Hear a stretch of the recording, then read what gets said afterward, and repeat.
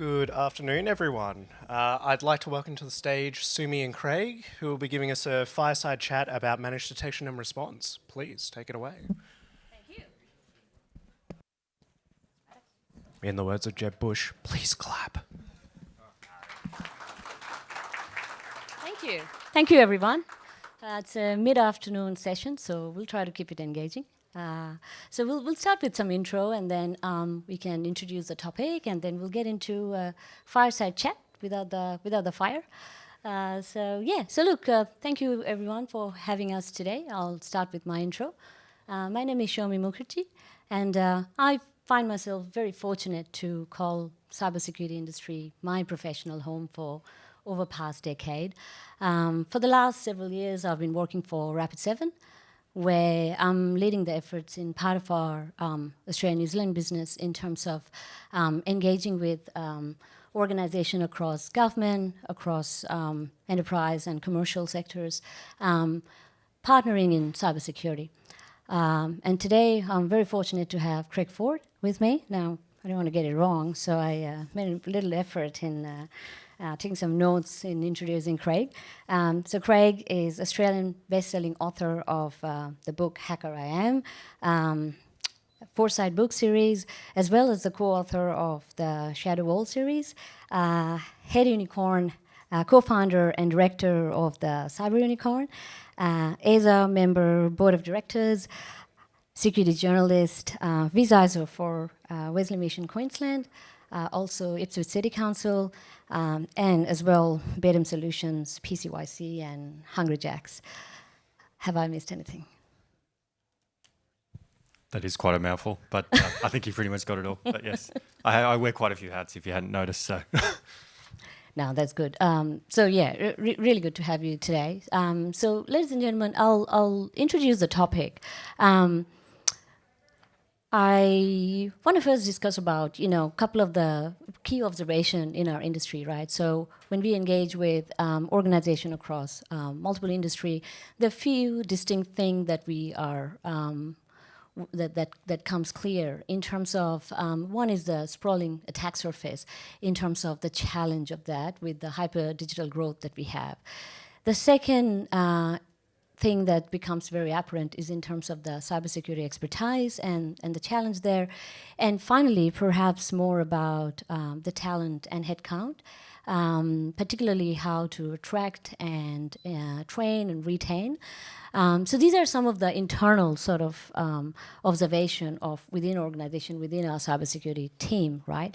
But when we also look at what's happening in terms of our adversaries, what's the kind of evolving things happening in terms of the type of attacks, the techniques of attacks, the volume of attacks, the type of actors, the threat actors, there is significant change that we are observing in that respect as well. I was just reading the report that Rapid7 actually released this week. It's our attack intelligence report for 2024. And there are some very key findings in terms of what kind of attacks we're seeing. We saw that over the last 3 to 4 years, about 53% of most of the mass compromise event that we are seeing is starting from a 0 day. That's quite challenging because even with the base type of 0 day protection workflow and policy, it is a hard thing to manage for most organizations. The other quite difficult statistics that we observed was that 1 day was the median time it took for actually exploiting a known vulnerability.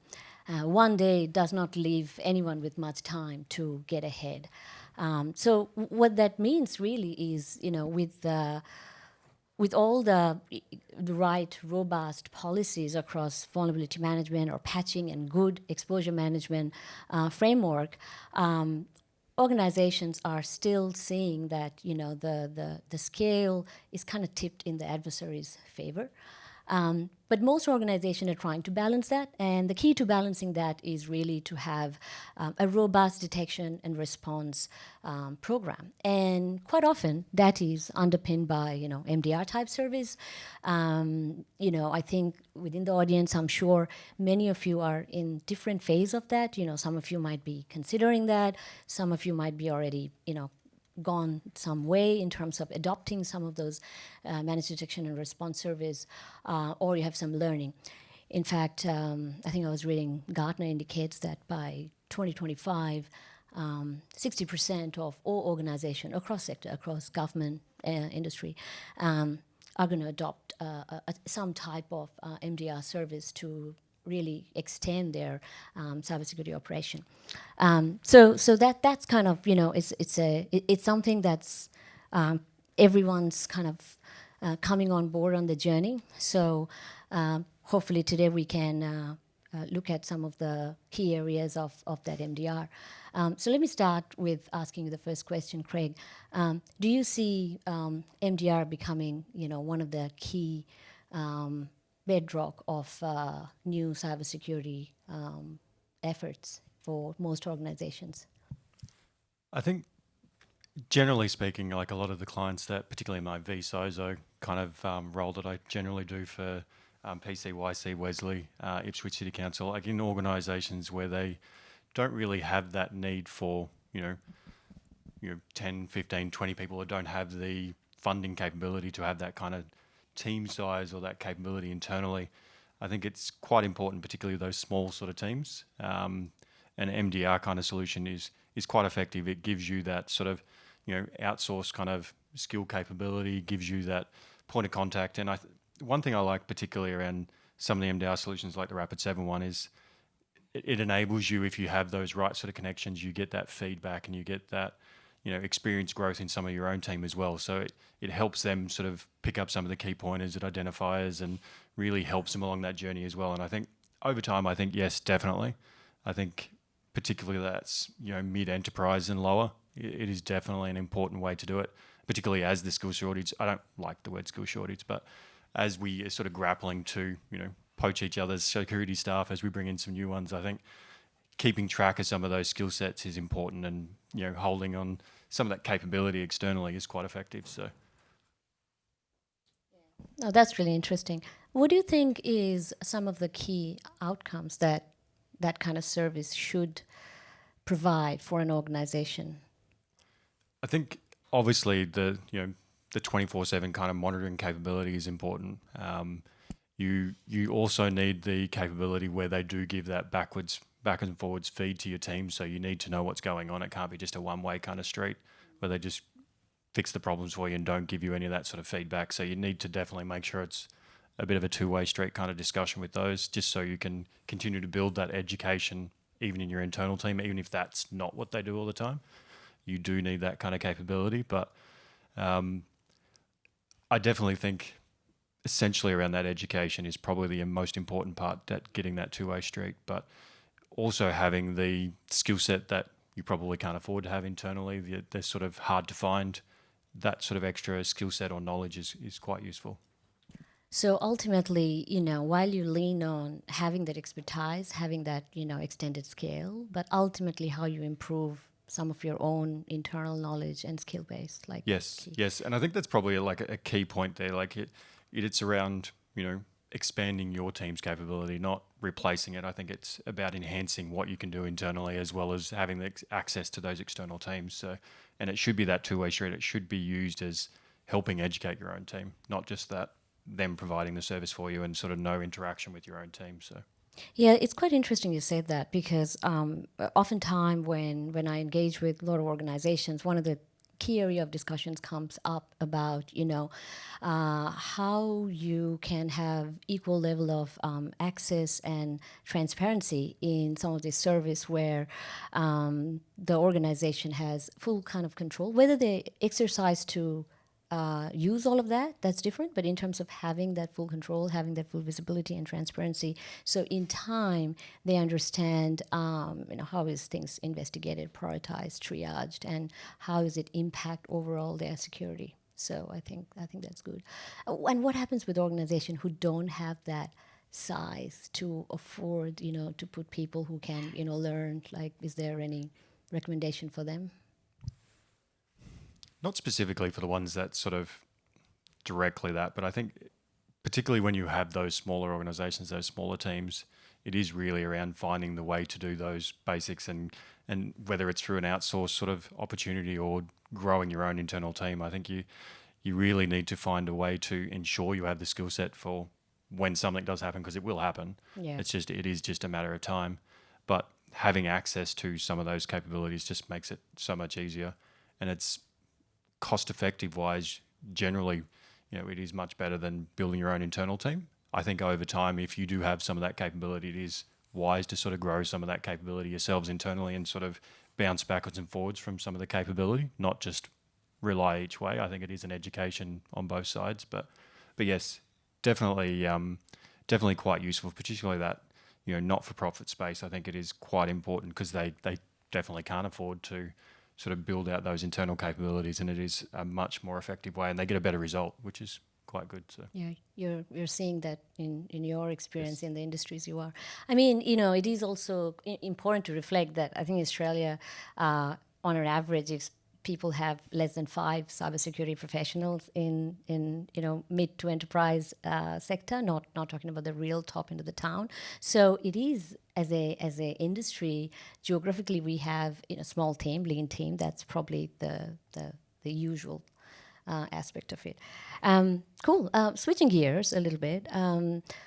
What do you think is the importance of understanding the underlying product layer? The detection and response capability is ultimately amalgamation of multiple layers of security products, and then there is a service aspect. So how important do you think for organization to really get into what the products are and how they hang together and so forth? Trying to think of the right way to answer that. I think knowing what the capabilities are and what you can utilize out of these particular platforms is really important, because you actually know the capabilities that you have, and you know the areas that you can sort of focus in on and do that maturity uplift, I guess you would say is probably the right word. If you don't know the capability or the services you can pull from some of these services, like the different platforms with your vulnerability capabilities or with your incident response, what you can actually utilize, then you kind of don't really get the full benefits out of accessing the full suite of capability, particularly if you're buying one of the sort of, I guess you'd say, one of the larger packages and sort of really have that capability in the back end. I think it's quite important to utilize it as much as possible, particularly when you're, I guess you'd say, in that NFP space. A lot of the maturity in those sort of spaces is quite low, and I think they're improving over time. And I think some of these services, if you're accessing really in that vulnerability scanning, the incident response, and it can really uplift some of that maturity, particularly if you're an organization that's pushing towards like an Essential 8 or an ISO kind of certification or framework. I think it's quite important and an easy way to sort of tick off some of those requirements and those maturity assessment sort of items. I was going to ask you about the compliance stuff, but I think I'll switch gear. When I engage with a lot of the organization, seems to be a bit of a overlap in capability in a lot of these MDR service in the market, in terms of is this MSSP service, is this MDR service, is this MEDR service? There is obviously XDR that comes for the ride, and then there is AI powered things.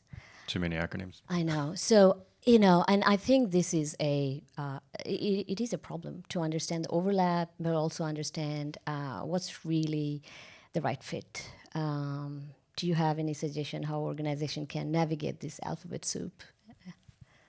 It's definitely an alphabet soup. I think probably the biggest problem for most organizations is particularly that smaller market. They don't really understand what they have to start with and what they actually need to protect. I think figure out your foundation stuff, really get down to the nitty gritty, understand what you have and what you're using and who's using it before you sort of dive down into the alphabet soup and figure out what is the best solution for you. So that's probably the biggest key, is I think actually understand what you have.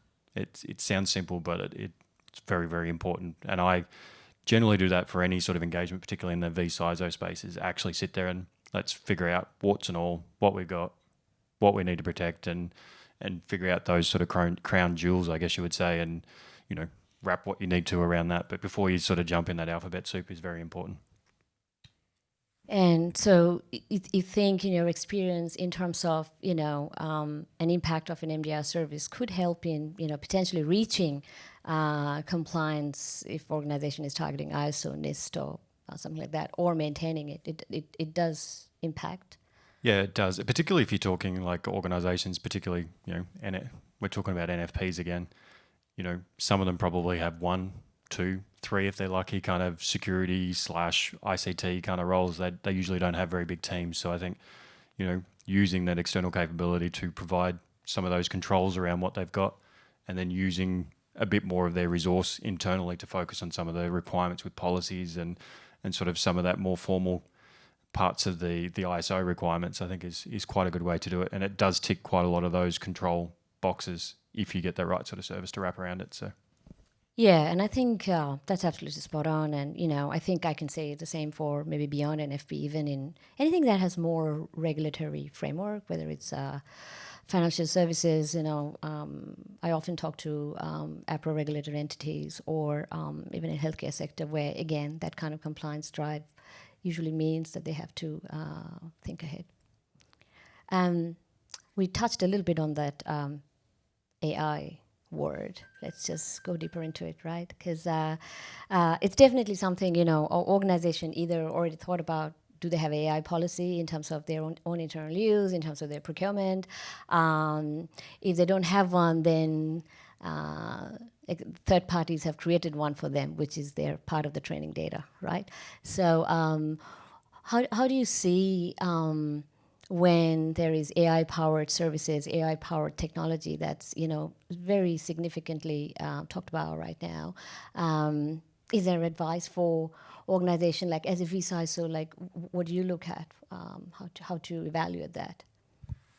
I think probably the first statement is, I think, AI is probably still machine learning in most cases, so which we all probably know, but generally I see it in pretty much all of my clients. It's all still creeping in slightly, so you do see little bits and pieces here of sort of the end users just integrating some of that stuff without us really sort of evaluating a lot of these technologies. And it will get to a point where we really do have to have those formal, I guess you would say, fencing around it, sort of some controls around it to actually make it a little bit more controlled. But yeah, we've sort of, through most of my clients, I think we're starting to think about that journey around the AI. I still think we need to, slow the brakes a little bit and just slow down a bit before we all dive in too deeply. But particularly around some of the data sets and where it pulls its data and some of the hallucination kind of problems, which is kind of entertaining once you start putting like Copilot or something like that inside your own internal data. Like, is it really just pulling it from your data, or is it coming from anywhere else? But I think the next few years around that sort of space will be quite interesting. I'm not sure if I'm for or against the AI kind of side of things just yet. I think I'm still a bit of a fence sitter, but I think there definitely need to be more thought around how you would control that in your own industries and in your own organizations. And yeah, it's going to be quite interesting, I think, over the next few years. But yeah, you're very right. I mean, it's still at the infancy. And I think it's a great idea to have a poll like that, for or against AI. I mean, that's a great idea. But anyway, no, thank you for that. I mean, we all are in the industry, we want to embrace. We understand that, as I mentioned before, the scales for us as industry practitioners are, it's a difficult scale. It's tipped against us most of the time. So yeah, the more help we can get, that's not a bad thing, as long as things are maturing. And what we are getting, we know what we are getting into, sort of thing. I think the bad guys are definitely better at using it than us at the moment, but we'll catch up. I'm sure we usually do take a year or two behind. So that's good. In terms of, you touched earlier on, ultimately a goal for an MDR service, or about building your robust detection and response program, is about initially filling a gap, but ultimately, scaling up your internal team. Is there sort of best practices how you go about it in terms of making sure that if you had a team who are performing all of these activities and now you have an external provider, that you actually utilizing your team to have better impact, have enhanced outcome, that they can do more higher value tasks? Because it's something that's, I've seen some organizations struggle in terms of going from in-source to an MDR model. Have you observed that or have some view? I have observed it a little bit. I think from my point of view, I think most of the time it's using the touch points, because you will get sort of regular touch points with the MDR providers, is actually utilizing them to, I guess you would dig into some of the events or the incidents and actually use them as, I guess you say, learning outcomes, and actually do that on a regular basis, not just use it as a, hey, how you doing, general kind of conversation, actually dig into some of the activity that's been in your network and make sure that it is kind of that education journey, not just a, hey, how you doing kind of catch up regular thing each month, but actually utilize that time and sort of dig into, what is occurring in your network, what is the activity, and how can you better utilize it? Because a lot of the time, if you're not asking the questions, everyone thinks everyone's good, everyone's happy, but you really need to sort of dig in. Am I utilizing this enough? Am I digging into these? Is there something we could be doing better? And actually utilize the whole capability. Otherwise, you're not getting the full benefit out of it. The key part, when I engage with a lot of the organization, it's about how do you measure the value of an MDR service. Obviously, a easy way to say is, you don't have a breach. We know the reality is a little bit more nuanced, right? So how do you look at it as a security leader? How do you benchmark and see what's been successful or not? I think particularly when you're looking at it in that sort of perspective, most people, there's no incidents. It is hard to sort of prove that value. But from me, it's around that continual improvement. So if you can actually see that dial continue to move, whether it's in, vulnerabilities, whether it's, reducing the risk rating level on your organization, or even just, improving some of the skill set of your internal team. I think any kind of continual development or improvement, is it a sort of a guide that you're actually doing what you should be doing. It is very hard to measure, and I don't think there's an easy way to measure it, but I think as long as you continually to see that downward pressure on some of those statistics, I think you're going good. But definitely the continual improvement on your team, because I'm a big fan of making sure that we're sort of uplifting your own internal team as well. So just shifting gear a little bit in terms of just looking into the services most of the time. Gartner talks about a SOC triad, where they talk about your user behavior analytics, your SIEM, or aggregated log and next-gen SIEM, and the network view are the three kind of key pillars to give you that holistic view for your detection and response program, and then overlaying that with your service wrapper. Is that still relevant, or do you think there is other fundamental areas of that detection and response pillar that MDRs should include? I think it's still relevant. I think you touched on vulnerability management. I did. It doesn't talk. And I think the behavioural kind of statistics and information, I think, is quite important, because we're actually, as the sort of malicious actors develop their skill set and sort of change their tactics a little bit, figuring out those behavioural ways to detect things inside your network, I think, is quite important. Obviously, I've had a few incidents that were caught pretty quickly with some of that behavioural kind of stuff. So I think it's still relevant, but yeah, just moving around that behavioural analytics sort of style and figuring out what that standard user behaviour is, and finding a way to, identify when something is a bit unusual. So, and in terms of having incident response as part of your managed detection and response, is that a highly recommended good DFIR plan, and have that incorporated into your MDR? It is a good idea, particularly if those internal teams having that, capability to lean on the services as you need to, and still keep your team involved inside, because we very much, in all of my clients, continue in that journey as well. We don't just hand it over. We try to be part of that journey. I think it's quite important, and we don't all have the skill sets where, a lot of us are sort of kind of jack of all trades. We're in small teams, we have a pretty decent sort of coverage across most basic things, but you need someone that knows, a little bit more particular skill set in sort of the identification of some of this stuff. I don't have all the skills, and I'll never say I do, and I think it's important to have that sort of capability to lean on. Yeah, I think that's very fair. In terms of justification of cost and budget and things like that, have you been using any particular approach how to go about it? Probably with those smaller organizations, the cost benefit is usually it's usually similar costing to, you know, essentially getting a full-time hiring team, but you don't sort of get that, you know, you have the extra capability. So it's not just that one particular person. If they're sick, you still have the capability with an MDR service. So there is definitely benefits. I think obviously there's some benefits about building your own internal teams, but you still don't get that failover and that expanded sort of capability and skill set. So yeah, there's definitely cost benefit when you're sort of building out the capability. So Any personal experience and learning in terms of what to look out for when you're evaluating? Because I think a lot of us in the audience probably, you know, will have to go through that at some point. probably nothing like real sort of highlights. I think probably back to that education piece, making sure that whoever the provider is, there is that kind of two-way street. Ensure that you have all of those sort of solid foundation capabilities.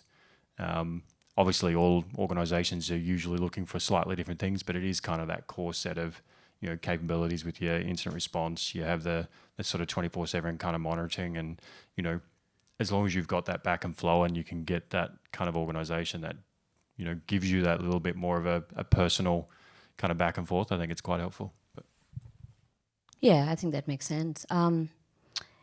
And I guess it depends on every organization as well. You know, to your point, what's their crown jewel? What's their risk profile? What kind of industry they're in? What kind of compliance they require? And that usually changes their priorities of, you know, what's important to them in terms of inclusion and things like that. So, yeah, that's cool. In terms of having the effectiveness of co-managed sort of delivery, where, you know, you build your own team, as you said, you know, have the continual learning piece, is the ultimate idea then eventually to sort of build that enough to sort of in-source? Is that everything?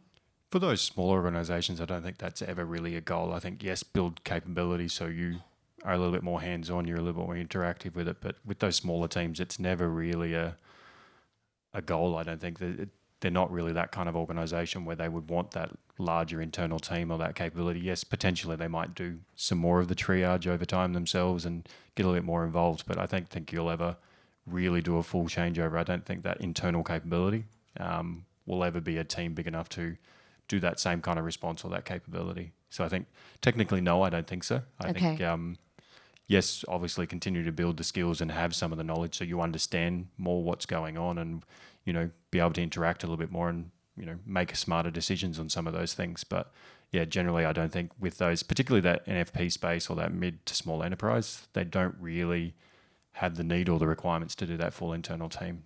And that's very fair. In fact, you know, as I was mentioning, even for larger enterprise, the security teams are still fairly lean for right or wrong reasons. And we observe that even for larger organizations that, you know, potentially when, again, there's the review of can we attract the talent, can we retain, what's the cost, and how much can we invest, it becomes a question of, well, probably insourcing is going to be hard. So we see that. Particularly when you're talking that NFP space, if we're talking around like the skills shortage, essentially you can bring in some more junior staff, you know, because NFPs, they can't afford to pay as much as some of the larger enterprises. So it gives them the opportunity to bring some, I guess you would say, slightly less skilled people and sort of help train them through that process and being able to watch these sort of events and these incidences and use it as a bit of an education ground as well. If I switch gear and talk from a perspective of a service provider where, you know, I have spent quite a lot of my years, it's the same challenges there as well in terms of, you know, it's the same skill pool, but probably they have a little bit of benefit of global reach and ability to tap into global pool of talent and resources, and having that scale to see, to your point, what you said about attacker techniques and things like that. It's about not having research for the sake of research, but really using the research to understand that, you know, attack technique, understand, you know, what kind of adversaries are today facing us, right? But yeah, similar kind of challenges exist, and it's just something there is no way out, I suppose. Yeah, very good. In terms of the technology layer itself, you touched on it about some of the key things there. When you are, you're on the path of an MDR and you are, now onboarding and things like that. What is the kind of best practice in terms of getting your team embedded into it? So, you have that continual kind of process of learning, something that you have seen in your kind of vCISO roles, anything that you can share? To be honest, not too much. I think generally it comes back to that smooth onboarding process and sort of ensuring that the internal capability actually understands what they're getting and how to utilize whatever the capabilities. But yeah, I usually more on the strategy side most of the time these days, which I don't get to see too much of that. So. Yeah, that's good, and maybe not so good sometimes. Yeah. So, you did mention about 24/7. That was one of the first opening thing you said. So that is kind of a prerequisite. It's a bit of a strange conversation, particularly when you're talking about MDR or outsourced kind of SOC environments. Most people ask for 24/7. Most people don't actually need 24/7 SOC. 24/7 monitoring, yes, and alerts, and somebody there in, if things really do get dire, there is somebody there to respond and do some actions for those. But yeah, it's a bit of a funny statement, the 24/7 kind of response type thing. But usually a 24/7 monitoring is perfect with the capability when all hell breaks loose that there is someone there that can actually do something and you don't get to the work the next day and, the house is burnt down, which is never a scenario any of us want. So, but yes, 24/7 monitoring and a way to, activate that next level if it's needed is important. Yes, and I think that's where there's a lot of overlap in terms of what the requirement most of the time comes down to versus what's available out there. But yeah, I would agree that a lot of the organizations that I often come across, they would like to have that the last layer of defense at the time of 24/7. So if there is a validated sort of cyber incident, that's something to take care of that, and then later on you get into the more breach response and things like that. In terms of, there is, coming back to maybe the strategic part, right? So we know that, we talked about the industry today, even with doing everything, right? Doing your preventative control and your a very good hygiene in the exposure management and having strong MDR or strong detection and response. Sometimes we are still getting unlucky. And unfortunately, we are, victim of an attack that we tried very, very hard to prevent. Do you envision that your MDR provider at that time helps you with that breach response, with, damage control, working with the regulators, or is the expectation that that is more on the organization? I think it definitely should be, a bit of both. I think obviously the MDR provider is there to provide those instant response capability and sort of continue to feed that information through to your internal team as well. But like you said, I think we all know that literally eventually an incident is going to happen. It's just around making your, I guess you'd say, the foundation, your security well enough so it can slow down that kind of progression through your networks. It's just about reducing that impact. But yeah, it's going to happen at some point for all of us, whether we like it or not. Doesn't matter how good our security team is or how good our sort of maturity program is. It will happen at some point, and it's just about slowing it down and being prepared for it. I think that's all we can do, and hopefully we don't get on the news at the same time, which is never fun. So, neither news or the Senate inquiry. They were both. I watched some of those. They were not fun. No, that was really good because ultimately it is not an absolute. It's defense in depth. It's not absolute, and the concept of absolute is kind of sort of going away from our industry. So I appreciate, the perspective that you have, working as a security leader, working as a CISO, where you're making this decision, you're usually having to decide in terms of the next step of the strategy of the organization. So it's really insightful. I'm sure the audience had some takeaway. I see we have been told 5 minutes. Maybe it's a good time to take some questions if we have. Sure. So there's a couple of questions in the app to start us off. So one is fairly general. Who are the main MDR providers in Australia? You might be able to answer that a bit better than I do. Well, there is a lot, but again, coming back to this is an MDR, which is are you looking for a SIEM that has a 24/7 or 24/7 type overlap, or are you looking for a EDR, which is just looking at the endpoint? Because that is confusing sometimes. Whether it's only endpoint, whether it's all encompassing with all your security aspect, or whether it's you have ingested all the logs and then you have engaged another third party who is doing basically managing that and triaging and responding to that. So I guess the list is long, but I'm happy to answer maybe one-on-one if there is further, but it's just too many names to talk about, so I go through the types. I think this one might be for Craig. Is there a particular MDR vendor that you use? Well, I'm sitting here with Rapid7. Two of my clients are actually Rapid7 clients. Thanks, Craig. No worries. But it does come down to personal preference. Like I think the Rapid7 service is quite good. I normally don't do a sales pitch, but essentially I think you got to sort of find out what works for you, what is the right fit.